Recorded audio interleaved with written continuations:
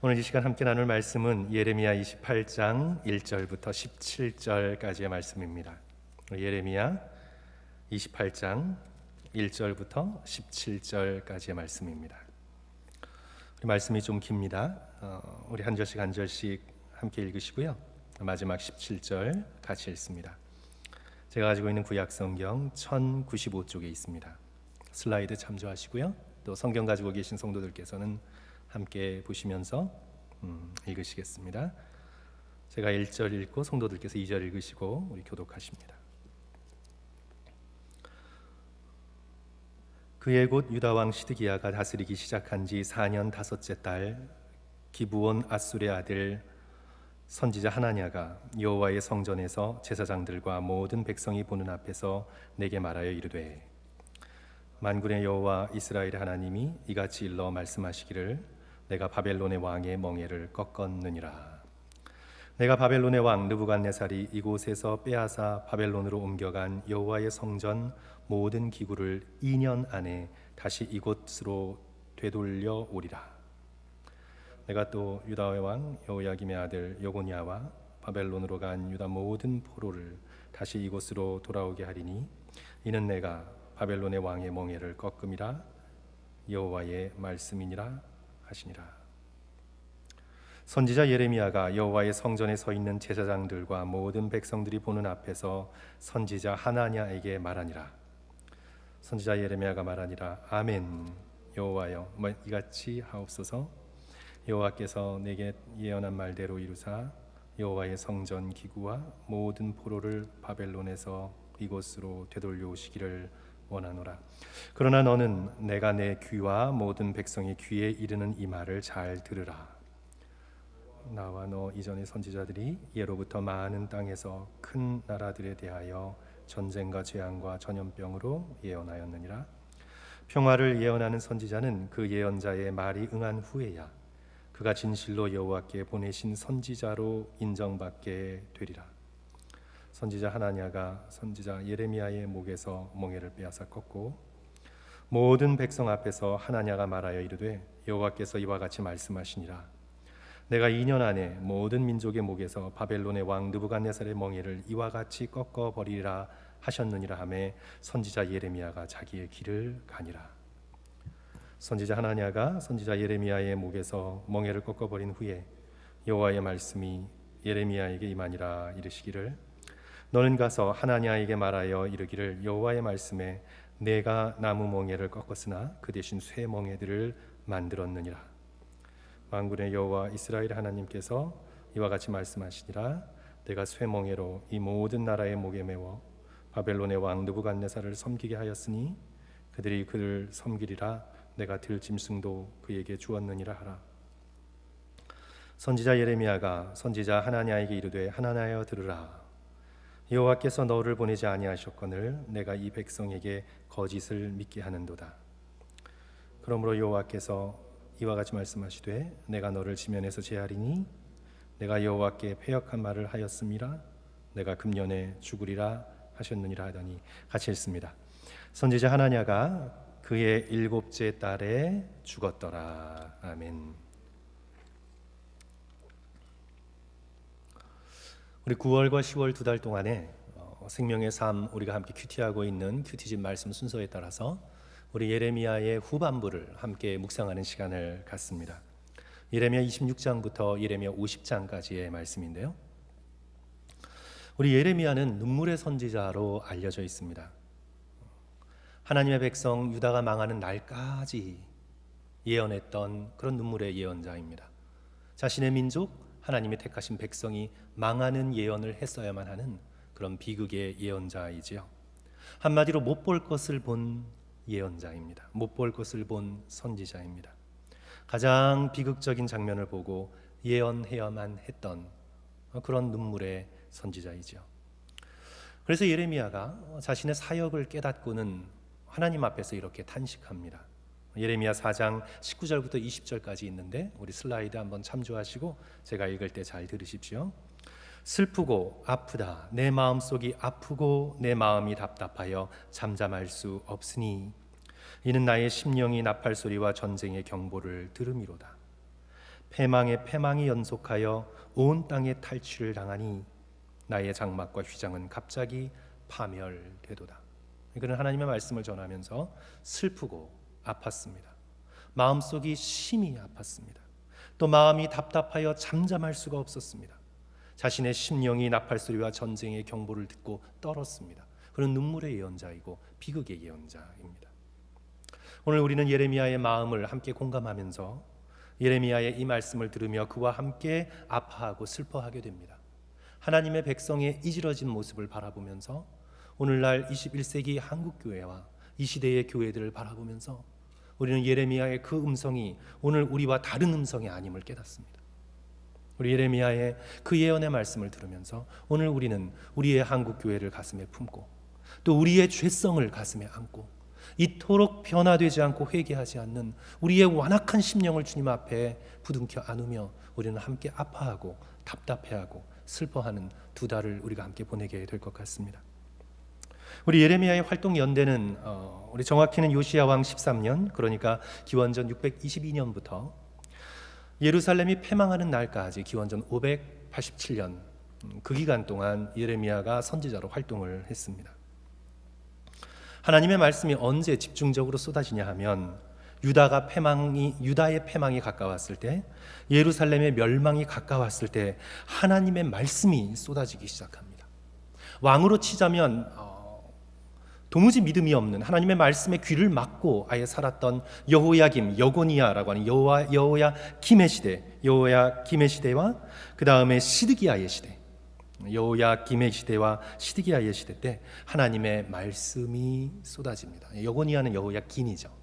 여호야김과 시드기야 시대 때, 그때 하나님의 말씀이 쏟아집니다. 이제 여기서 우리가 조금 성도 여러분 생각을 하게 되는데, 하나님의 말씀은 위기의 때에 쏟아집니다. 우리가 그것을 우리의 인생 속에서 또 역사 속에서 깨닫게 되죠. 하나님께서 평소에 말씀하지 않으시다가 위기의 때 갑자기 말씀하시는 게 아니라, 하나님께서는 평소에도 우리에게 말씀하시고 또 평소에도 우리의 마음 문을 겸손히 계속해서 두드리고 계심에도 불구하고 우리가 너무나 완악하고 여호와의 말씀 듣기를 즐겨하지 않아서 평소에 소위 평안할 때 하나님의 말씀에 귀를 기울이며 우리의 마음을 고치고 주께로 나가기가 쉽지 않습니다. 우리가 언제 여호와 하나님의 말씀이 들리냐 하면 우리의 일이 잘 풀리지 않을 때, 위기의 때 하나님의 말씀에 귀 기울이기 시작하면서 기도 한번 해볼까? 새벽 기도 한번 나와볼까? 예배 한번 드려볼까? 이런 마음이라도 품게 되는 겁니다. 평소 때는 그런 마음조차 품지 않다가 그래도 위기의 때, 고난의 때, 자신의 힘으로 헤쳐나갈 수 없는 장벽을 만났을 때 그나마 그 마음이라도 품게 되는 것입니다. 우리 잘 알려진 이야기, 또 여러 목사님들이 예화에 많이 쓰셨던 이야기지만 제가 한 번 더 말씀드립니다. 하늘에서 막 돈이 떨어집니다. 요즘으로 말하면 $100면 100불짜리, 또 20불짜리, 또 한국으로 치면 5만 원권 현찰, 10,000원짜리, 이게 막 그냥 하늘에서 막 쏟아져요. 빌딩에서 누가 뿌렸나 잠깐 하늘을 쳐다봐도 그 다음에 시선은 어디로 갑니까? 땅으로 가죠. 그것을 주스려고. 땅에 주술 것이 많으면 사람은 하늘을 쳐다보지 않아요. 땅에서 남보다 더 많이 얻을 걸 생각하기 때문에 땅만 쳐다보고 삽니다. 하늘을 쳐다보지 않아요. 남들보다 더 많이 죽고 쌓아놓고 얻기 위해서 땅만 쳐다보면서 살지요. 그런데 하늘에서 돌멩이가 떨어집니다. 그리고 내 머리를 쾅 하고 쳐요. 그러면 그때는 어떻게 합니까? 돌멩이를 죽기보다 하늘을 쳐다보죠. 누가 던졌나? 누가 떨어뜨렸나? 누가 왜 이런 일이 왜 내게 일어났나? 인간은 고통을 당할 때 비로소 눈을 들어 하늘을 쳐다보게 됩니다. 그때 말씀이 들리기 시작합니다. 그때 심령이 조금이나마 겸손해집니다. 만약 우리 인간의 역사와 우리의 개인의 삶에 고통이 없다면, 우리가 원하는 대로 우리의 욕심껏 모든 일이 잘 된다면 우리는 하나님을 잊고 살 것입니다. 경제적으로 어려울 때, 건강에 문제가 생길 때, 우리가 힘들고 고통스러울 때, 죽음이 내 앞에 다가옴을 느낄 때, 그때 비로소 잊고 있었던 하나님을 찾고 마음이 겸손해져서 주님 앞에 나아갈 생각을 품게 되는 것입니다. 그런데 제가 이제 2주 전에 어떤 무신론자의 말씀을 드렸던 것처럼 고통과 위기의 순간에도 더 완악해지는 사람이 있습니다. 출애굽기에서는 대표적인 사람이 바로입니다. 그죠? 마음이 더 완악해지고 강팍해지고 더 굳어지죠. 이제 예레미야 후반부를 성도 여러분들께서 함께 묵상하시면서 이제 만나게 됩니다. 유다의 마지막 왕들 여호야김과 시드기야를 만나게 되는데, 이들은 예레미야를 통해 쏟아지는 하나님의 회개의 말씀, 경고의 말씀을 듣지 않습니다. 끝까지 듣지 않습니다. 멸망의 순간까지 하나님의 말씀을 듣지 않습니다. 그들에게 수많은 기회들이 있었습니다. 성도 여러분, 우리 하나님께서 심판을 허락하실 때 그냥 심판을 허락하시는 게 아니에요. 수많은 돌이킴의 기회들이 있었습니다. 하나님께서 수많은 기회들을 주셨습니다. 마지막 말씀이 시드기야에게 마지막 순간까지 예레미야를 통해서 임합니다. 예루살렘이 멸망당하기 바로 첫날까지 예레미야를 통해서 시드기야에게 주어집니다. 왕이여, 주의 말씀을 들으시고 생명을 보존하소서. 예레미야를 통해서 시드기야 왕에게 끝까지 하나님의 말씀이 들립니다. 예레미야 38장 20절 21절 예레미야가 이르되 그 무리가 왕을 그들에게 넘기지 아니하리이다. 원하옵나니 내가 왕에게 아뢰는 바 여호와의 목소리를 순종하소서. 그리하면 왕이 복을 받아 생명을 보존하시리이다. 망하는 날까지 기회를 주십니다. 그러나 만일 항복하기를 거절하시면 여호와께서 내게 보이신 말씀대로 되리이다. 시드기야는 돌이킬 수 있는 기회가 끝까지 있었지만 끝까지 하나님의 말씀을 듣지 않습니다. 결국 자신의 인간의 꾀로 도망가다가 붙잡히게 되고, 그래서 느부갓네살 왕 앞에 끌려가게 되고, 자기가 보는 앞에 모든 왕자들이, 자기의 육체로 난 아들들이 전부 다 죽임을 당하고, 그리고 자신의 두 눈은 빼어짐을 당하고 쇠사슬에 묶여 바벨론으로 끌려갑니다. 성도 여러분, 우리는 오늘 이 본문의 말씀을 읽으면서 또 예레미야 이 예언의 말씀을 우리가 쭉 함께 보면서 도대체 왜 시드기야 왕이 또 그 앞에 엘리야김이 왜 도대체 이렇게 듣지 못했나?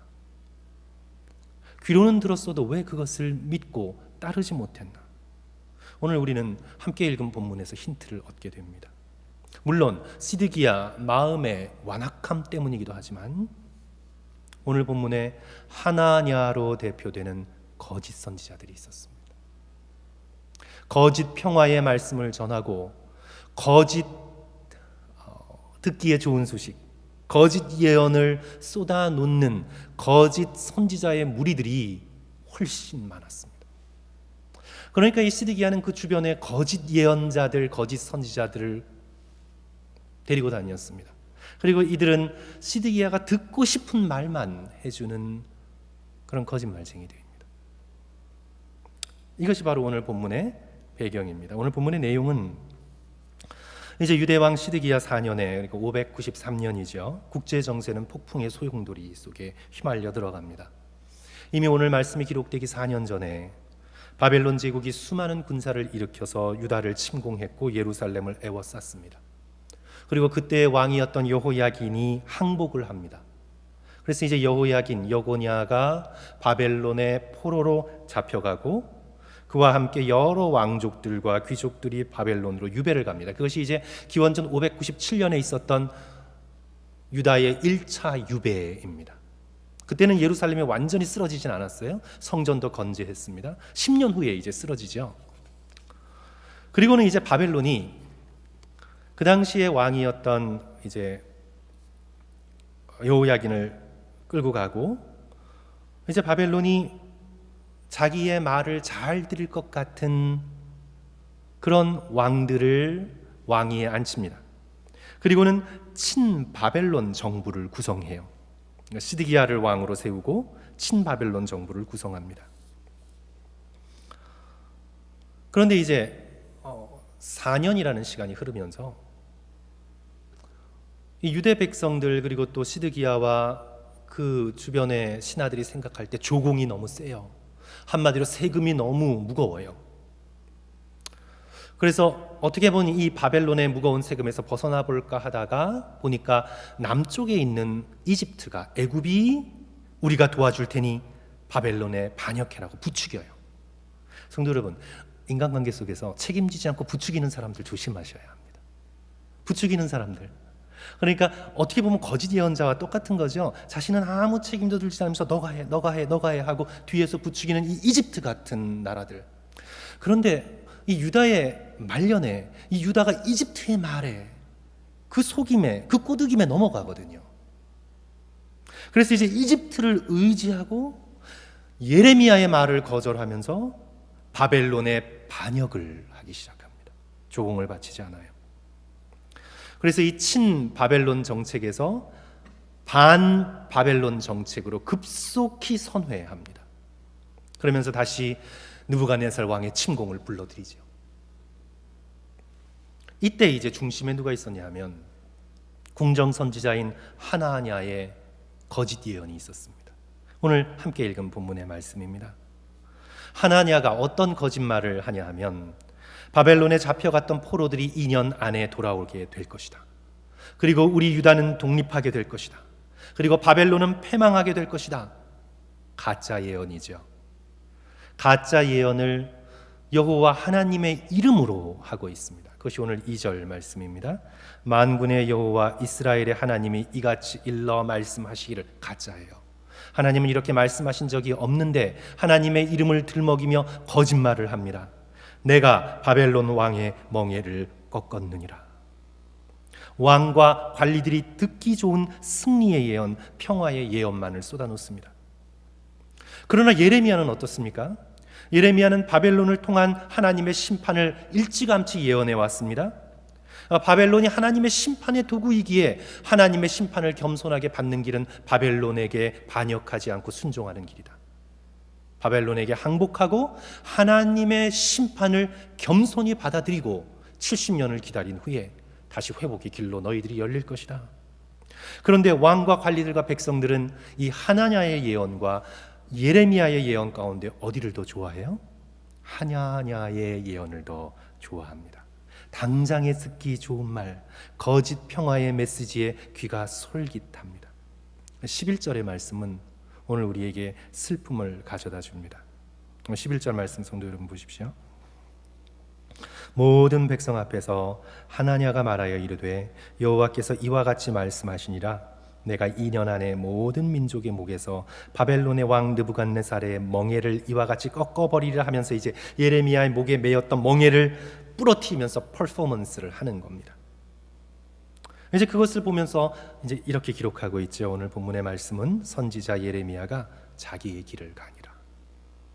이 마지막 표현이 엄숙합니다. 선지자 예레미야가 자기의 길을 가니라. 성도 여러분, 거짓과 진리의 길은 만날 수가 없습니다. 거짓 예언과 하나님의 참된 말씀은 민주적으로 그래 우리 둘이 한 중도의 길을 걸어보자 타협할 수 있는 문제가 아닙니다. 거짓과 진리는 만날 수가 없습니다. 그래서 하나냐는 거짓 예언의 길을 계속가고, 그리고 하나님의 예언자 예레미야는 심판의 말씀을 통하여 참된 진리의 길을 각자 걸어갑니다. 이것이 이제 오늘 본문 말씀의 전체적인 배경과 내용이죠. 오늘 우리는 이 본문 말씀 속에서 참 예언과 거짓 예언을 보게 되고 하나님의 심판의 선언과 거짓 평화의 선언을 듣게 됩니다. 그러면서 오늘 우리의 삶 속에서 우리가 적용할 수 있는 것은 어떤 것일까요? 첫째로 성도 여러분, 말씀 앞에 서실 때 내가 변화돼야 한다는 것을 늘 생각하십시오. 말씀 앞에 서실 때 말씀을 바꾸려고 하지 말고 내가 바뀌어야 한다는 것을 언제나 기억하고 생각하십시오. 사랑하는 성도 여러분, 인생의 절대 기준은 저와 여러분이 아닙니다. 인생의 기준은 사람이 아닙니다. 인생의 기준은 하나님이시고 하나님께로부터 나오는 진리의 말씀이 변함없는 절대의 기준입니다. 나의 느낌은 변합니다. 나의 기분도 변해요. 나의 자존심도 어느 순간 높아졌다가 바닥을 칩니다. 나의 느낌, 나의 기분, 나의 생각, 나의 자존심은 기준이 아닙니다. 하나님의 말씀이 기준이기에 내가 바뀌어야 합니다.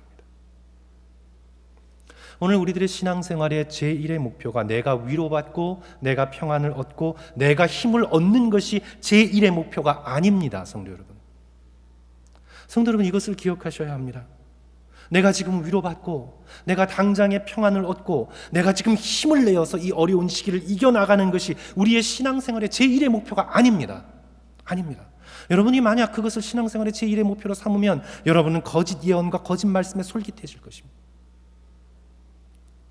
오늘 우리의 신앙생활의 제1의 목표는 진리를 깨닫고 진리 되신 하나님 말씀 앞에 서서 내가 변하는 것, 내가 주의 진리의 기준에 합당하게 내가 변하는 것, 그럴 때 비로소 하나님께서 주시는 진리에서 비로소 나오는 참된 위로와 참된 평안과 참된 용기가 있는 거예요. 그죠? 그런데 이 유다의 왕들과 백성들을 보십시오.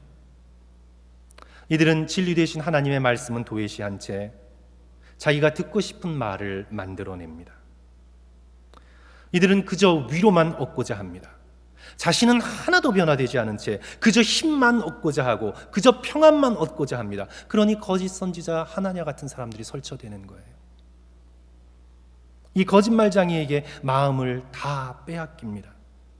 사랑하는 성도 여러분, 누가 진정 유다를 사랑하는 선지자입니까? 누가 진정 마지막 왕 시드기야의 영혼을 사랑하는 자입니까? 누가 진정 예루살렘에 지금 갇혀있는 수많은 백성들을 사랑하는 자입니까? 순간적으로 가짜 평화의 메시지를 만들어서 귀에 당장에 듣기에 좋은 말만 하는 하냐냐가 정말 이 나라를 사랑하고 유다의 왕을 사랑하고 백성을 사랑하는 사람입니까? 아니면 오해를 무릅쓰고 고난을 무릅쓰고 생명이 달아날 것을 무릅쓰고 진리의 말씀 앞에 서서 하나님께 돌이키지 않으면 멸망한다는 심판의 말씀, 그들이 당장 듣기는 힘들어도 그들에게 외쳐대는 심판의 말씀을 목숨을 걸고 할 수 있는 예레미야가 진정한 애국자입니까? 누가 진정으로 유다를 사랑하고 있습니까?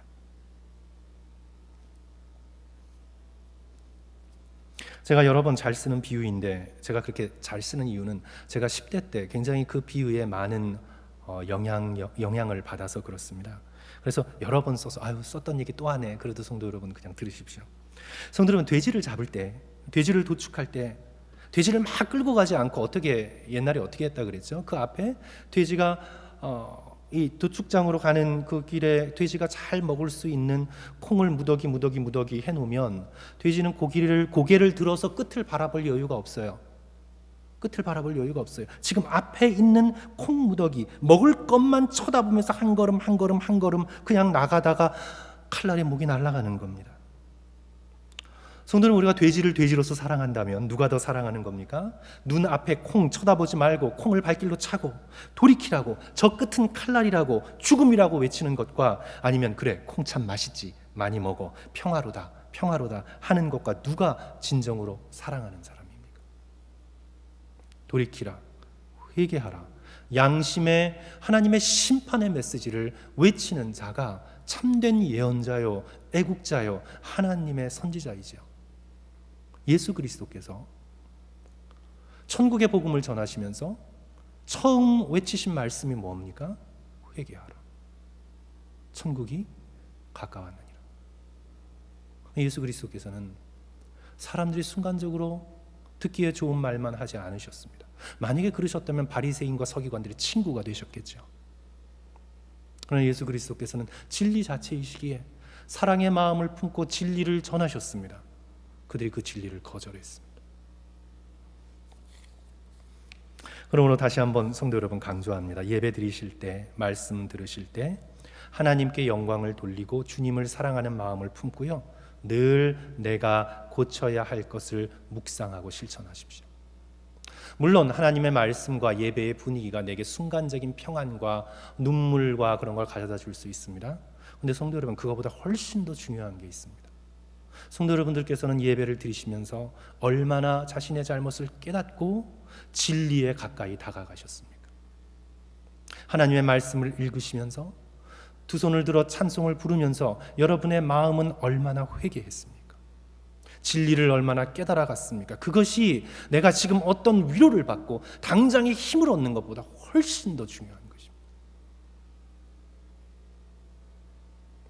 그래야 당장의 위로와 당장의 마음의 평안을 은혜라고 생각하지 말고 말씀 앞에 서서 하나님께 영광을 돌리며 늘 내 자신을 향해 물으셔야 합니다. 내가 잘못 가고 있는 것이 무엇인가? 이 말씀 앞에 내가 바로잡아야 하는 것이 무엇인가? 내가 좀 더 거룩하게 살아가기 위하여 무엇을 해야 할까? 하나님 앞에 묻고 묵상하고 고치고 실천할 때 우리는 진리가 가져다주는 놀라운 평강을 누리게 됨을 믿습니다. 성도 여러분, 저에게도 좀 가끔씩 말씀해 주세요. 설교자인 저에게도 제가 거짓 선지자가 되지 않도록, 제가 거짓 예언자가 되지 않도록 저에게도 가끔씩은 조금 도전적으로 말씀해 주세요. 목사님 좀 강하게 설교해 주세요. 목사님 좀 야단도 쳐주세요. 목사님 좀 회개하라고, 돌이키라고, 우리의 양심을 찌르는 설교를 좀 해주세요 하고 그렇게 성도 여러분 나이스하게 부드럽게 저한테 조금 말씀해 주십시오. 그래야 제가 거짓 선지자의 길을 따라가지 않고 참된 복음을 바탕으로 한 진리의 말씀을 전할 수 있게 될 줄 믿습니다. 성도 여러분, 요즘 강단에 하나님의 심판, 하나님의 진노에 대한 설교가 사라졌습니다. 지옥에 대한 설교는 멸종했습니다. 설교자가 청중의 호감을 얻으려고 하고 그 비위를 맞춰야 하는 시대가 되었습니다. 마치 스탠드업 코미디의 코미디언처럼, 물건을 선전하는 세일즈맨처럼 청중들의 지지를 받고 좋아요라는 표를 하나라도 더 얻으려고 강단 위에서 퍼포먼스를 하고 있는 이 시대입니다.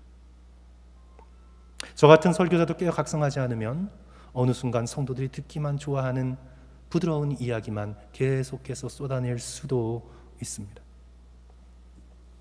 제임스 패커가 하나님을 아는 지식에서 이렇게 썼는데요. 저는 말씀 준비하면서 이 책을 읽고 도전을 많이 받았습니다. 그래서 성도 여러분들께 그 부분을 제가 조금 읽어드릴게요. 성도 여러분들도 한번 생각해 보십시오. 하나님의 진노, 하나님의 심판에 대해서 그가 적고 있으면서 이렇게 묻습니다. 지난 1년 동안 얼마나 자주 하나님의 진노와 하나님의 심판에 대한 설교를 들었는가? 만일 지금 이 책을 읽는 사람이 목사라면 하나님의 진노에 관한 설교를 한 편만이라도 제대로 설교한 적이 있는가? 하나님의 진노를 직설적으로 말하던 때가 언제였는가?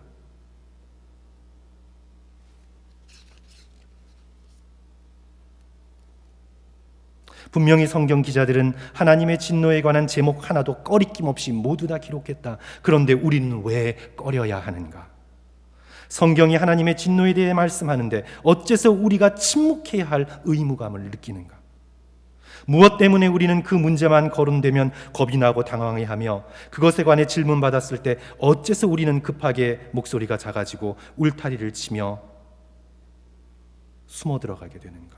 우리가 하나님의 진노를 선포하는데 망설이고 어려움을 느끼는 바탕에는 무엇이 놓여 있는가? 오늘날 21세기의 강단을 바라보면서 예언자적으로 외치고 있는 제임스 패커의 질문입니다.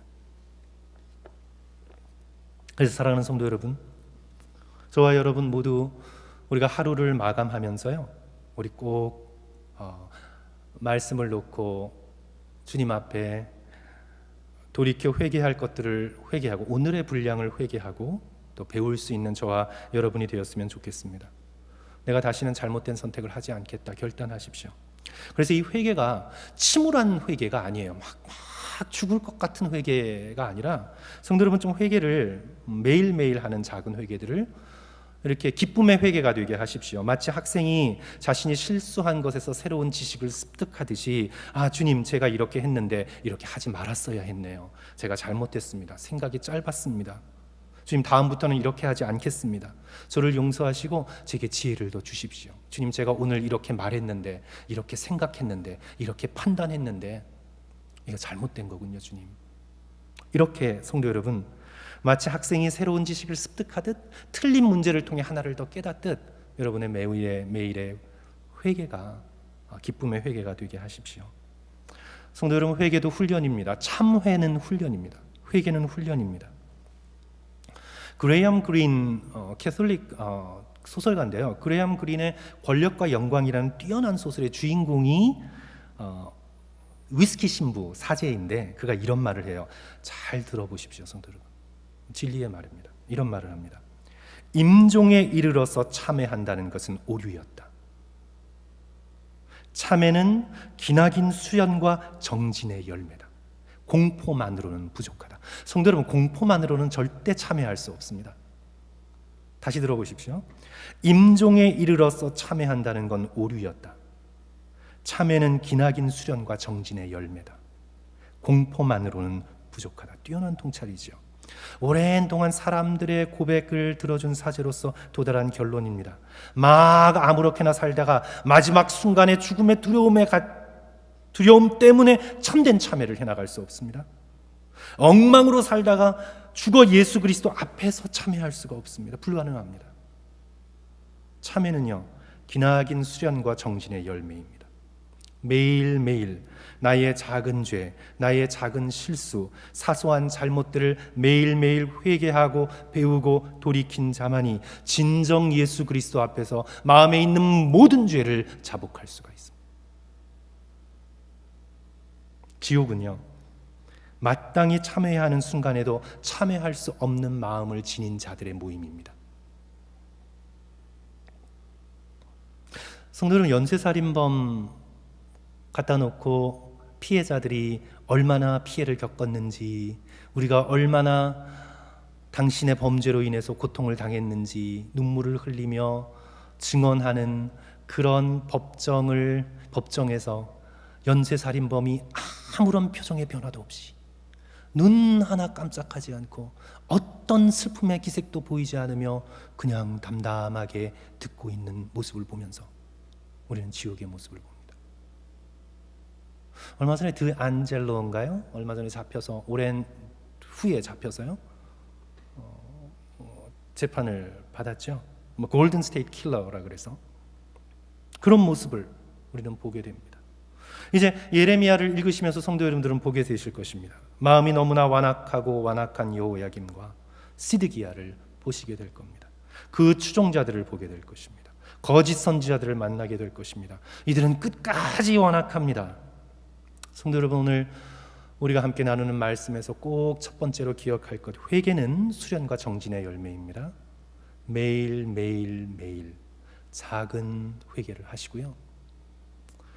이스라엘의 역사 속에 1년에 한 번이라도 대속죄일이 있는 이유는 미루지 말고 한 해를 끝내며 새해를 맞기 전에 자신의 모든 죄를 금식하고 회개하라고 있는 거예요. 그래서 우리는 매일매일 일주 1년 한 달 그렇게 회개를 훈련으로 삼으시면서 힘드시면 주무시기 전에 너무 힘든 침대에 누워서라도 회개하십시오. 차라리 꿈속에서라도 회개하십시오. 성도 여러분, 누워서라도 주님, 제가 오늘 잘못 생각한 게 뭐죠? 잘못한 게 뭐죠? 누워서라도 회개하십시오. 그래서 성도 여러분, 진리 앞에 내가 변하는 놀라운 은혜를 받아 누리시는 저와 여러분 되시기를 간절히 축원합니다. 둘째로 우리는 이 거짓 예언자 하나냐의 이 모습 속에서 성도 여러분, 우리가 꼭 기억해야 합니다. 양심을 지키는 것이 너무 중요합니다. 우리 복음주의의 이 보수적인 기독교인의 약점은 뭐냐 하면요, 믿음만 강조하다가 양심을 무시하는 경우가 있습니다. 믿음만 좋으면 다 돼요. 믿음 하다가 양심은 버리는 사람들이 있어요. 오직 믿음하다가 양심을 버립니다.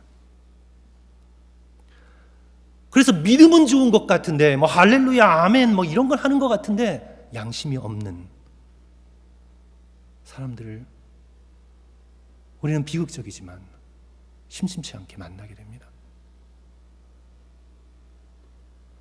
양심은요, 하나님께서 우리 마음에 심어주신 옳고 그름의 기준입니다.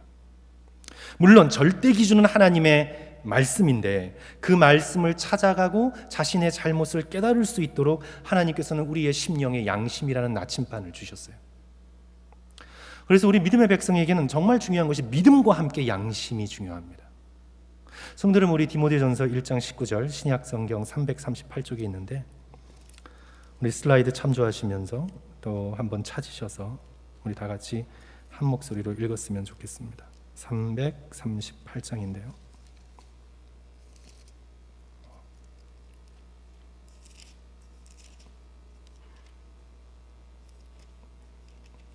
디모데전서 1장 19절 말씀입니다.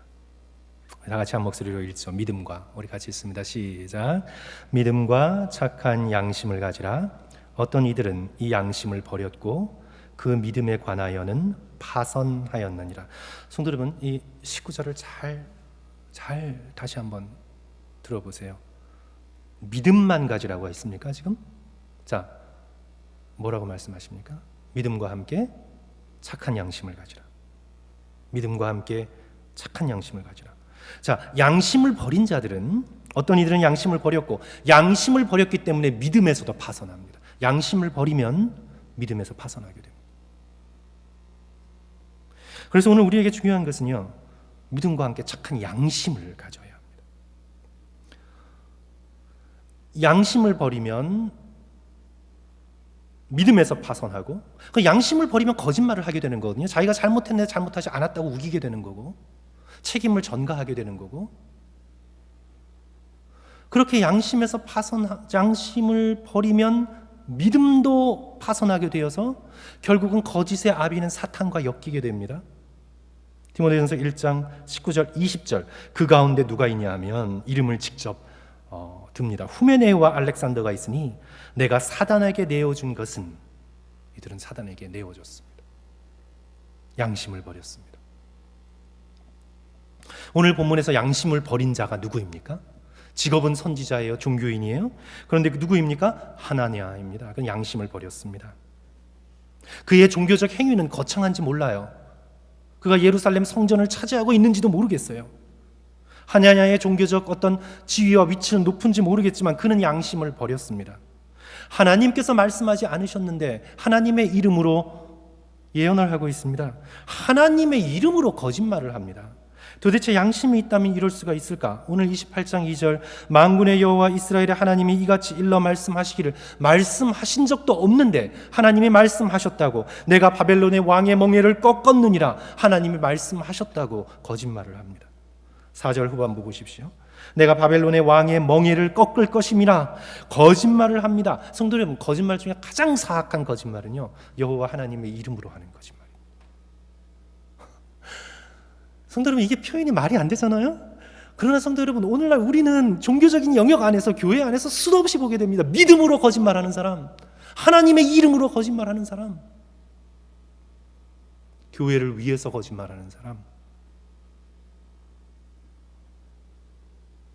전혀 양심이 작동하지 않는 상태 속에 있는 하나냐 선지자, 거짓 선지자를 오늘 우리는 이 본문 속에서 보게 됩니다. 디모데전서 4장 1절과 2절에서 양심에 화인 맞았다는 표현을 씁니다. 디모데전서 4장 1절과 2절 그러나 성령이 밝히 말씀하시기를 후일에 어떤 사람들이 믿음에서 떠나 미혹하는 영과 귀신의 가르침을 따르리라.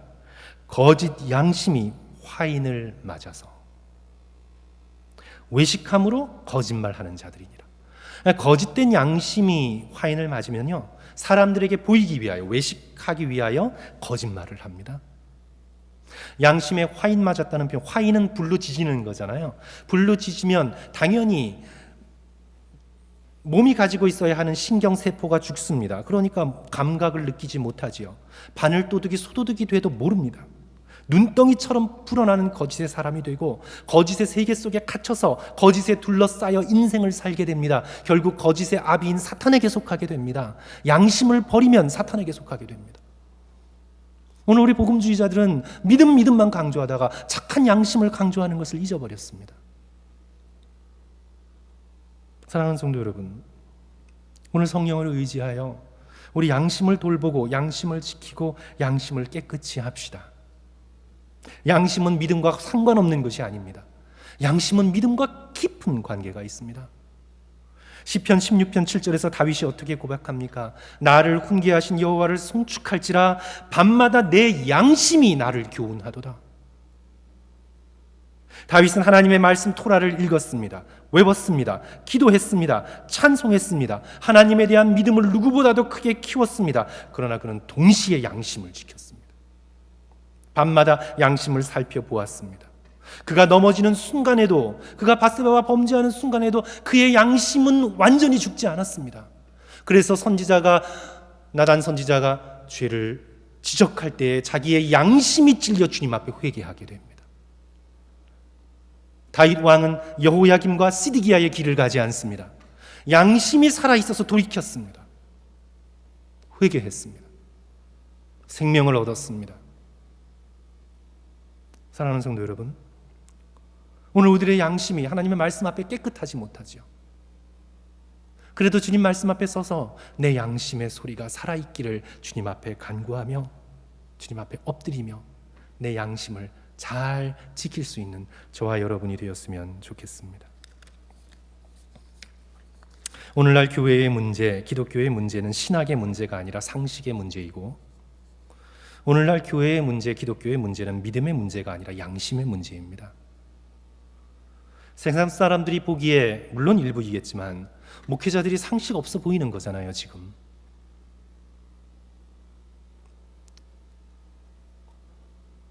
이 텔레비전과 이 보도되고 있는 이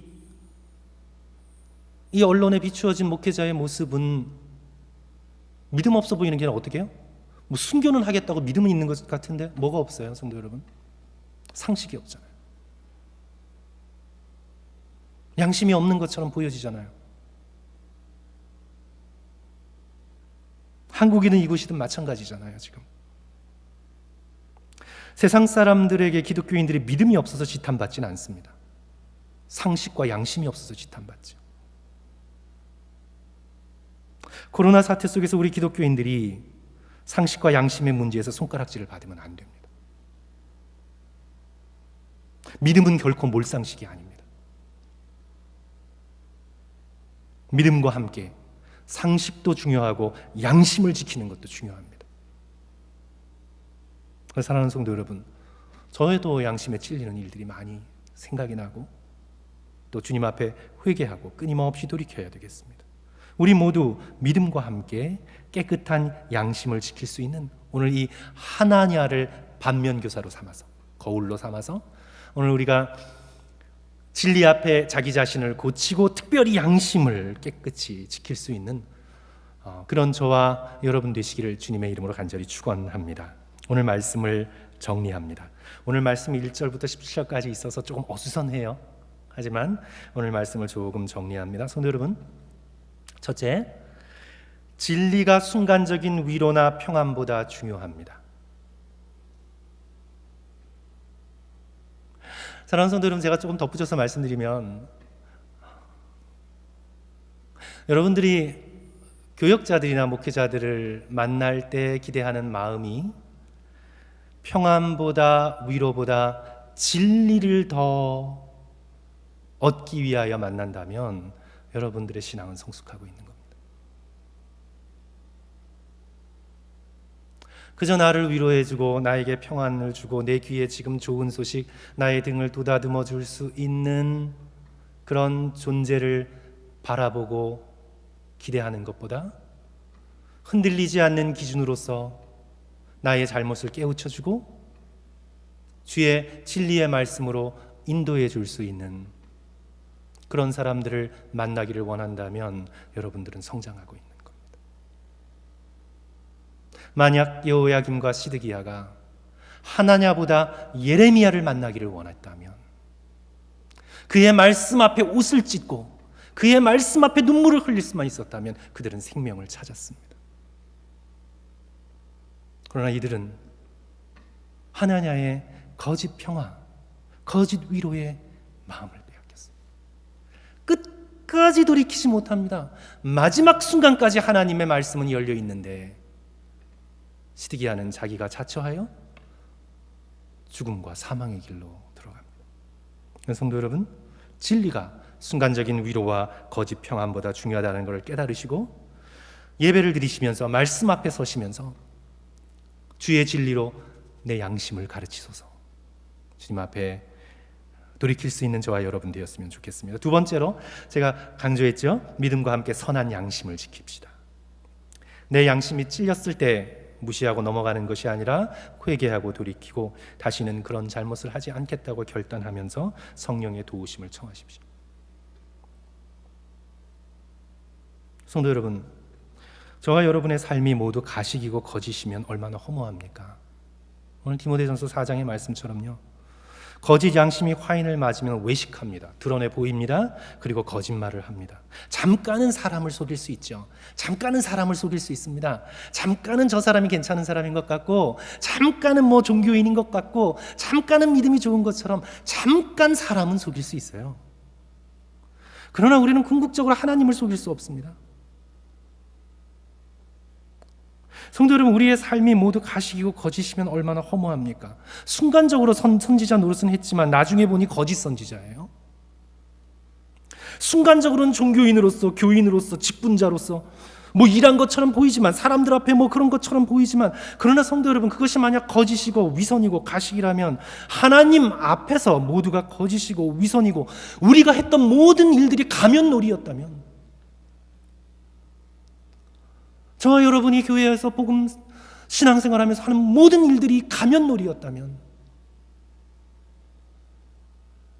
그래서 저와 여러분이 하나님 앞에 거짓 목회자여 거짓 직분자로 판명이 난다면,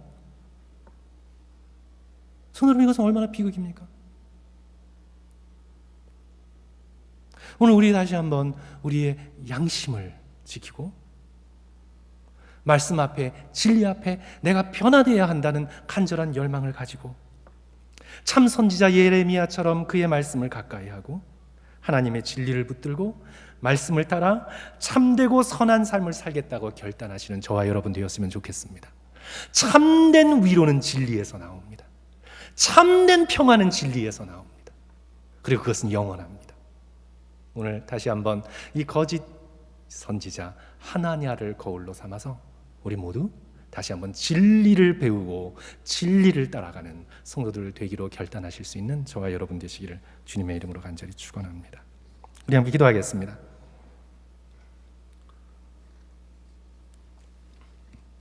성도 여러분, 합심기도 제목 3가지 드릴게요. 첫째로 우리 나성한인교회의 모든 교우들이 진리로 변화되도록 기도해 주십시오.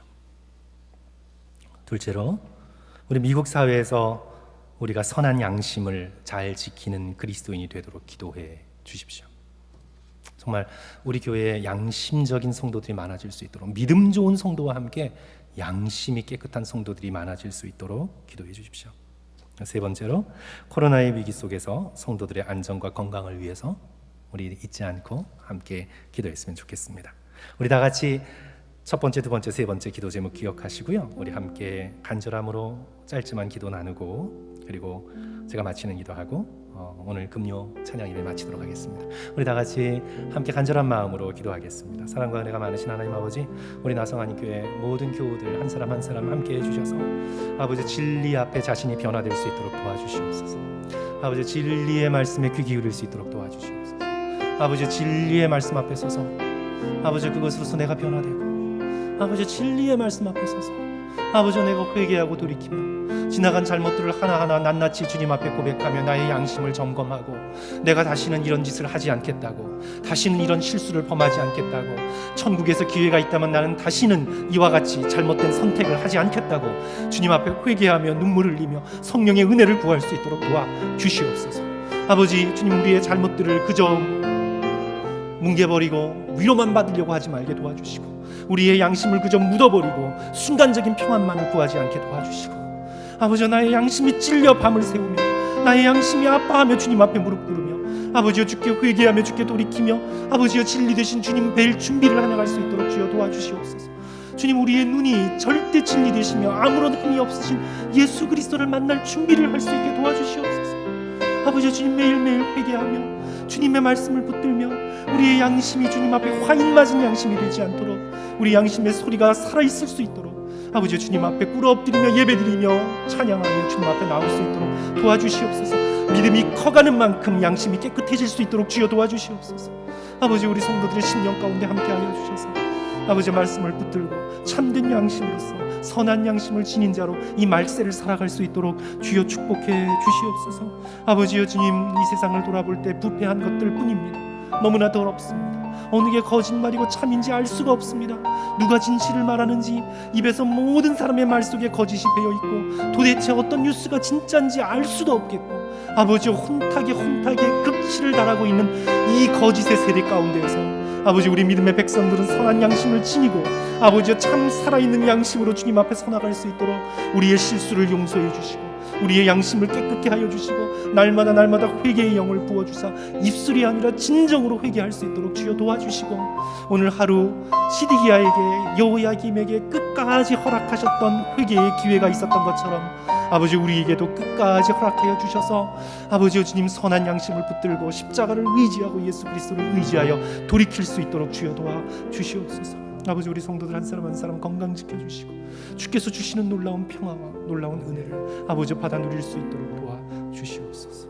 사랑과 은혜가 많으신 주님, 금요일날 말씀을 붙들고 주님 앞에 서서 우리가 듣기 힘든 말씀이지만 우리를 사랑하셔서 주시는 이 말씀을 우리의 양심에 받습니다. 주여 함께하여 주셔서 오늘 우리가 끝까지 죽음의 순간까지 회개할 수 있게 도와주시고 참회의 수련과 훈련을 해나갈 수 있게 도와주셔서 절대 진리 되시는 예수 그리스도를 십자가와 부활의 놀라운 복음을 끌어안고 주님 앞에 설 수 있도록 주여 함께하여 주시옵소서. 우리 성도들 한 사람 한 사람 강건케 지켜주시고 마음에 슬픔이 있다면 진리로서 위로해 주시고 부활이요 생명 되시는 예수 그리스도를 의지하면서 또한 하루하루 기쁘게 생활할 수 있도록 또 교회가 열릴 때 함께 주를 찬양할 수 있도록 함께하여 주시옵소서. 지금은 우리 주 예수 그리스도의 은혜와 하나님 아버지의 크신 사랑하심과 성령의 함께하심이 거짓을 멀리하고 강한 믿음과 선한 양심을 위하여 십자가 앞으로 나아가기로 결단하며 고개 숙인 사랑하는 성도들 한 사람 한 사람 머리 위에와 그 가정 위에 지금으로부터 영원토록 함께하시기를 간절히 축원하옵나이다. 아멘.